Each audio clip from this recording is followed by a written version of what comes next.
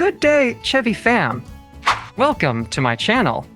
In this video, we'll guide you step by step on how to reset the oil life on your Chevy Blazer. It's a simple process that ensures your vehicle continues to run smoothly and efficiently. So let's jump into the guide.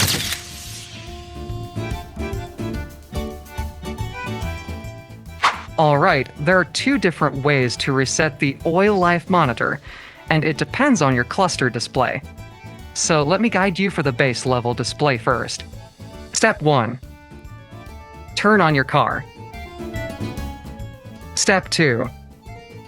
Use the left or right buttons on your steering wheel and press over to the right to go to the I symbol. Step 3. Scroll down the thumb wheel until you get the oil life screen. Step 4. Push the thumb wheel and it will give you a prompt to reset. Step 5.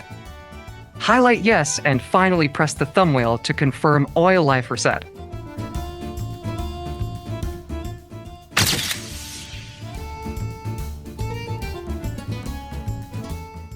If your car is equipped with the up-level display, you can reset the oil life in the following way.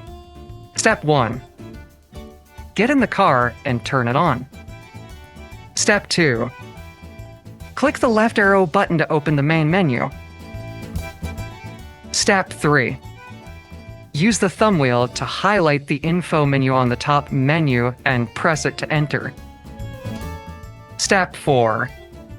Scroll down until they give you the oil life menu. Step 5. Hold down the thumb wheel and it's gonna change automatically to 100% and you're done. So that's the way you reset this up. If you found this video helpful, please give it a thumbs up and subscribe to our channel for more car maintenance tips and tutorials. Anyway, thanks for watching and see you next time.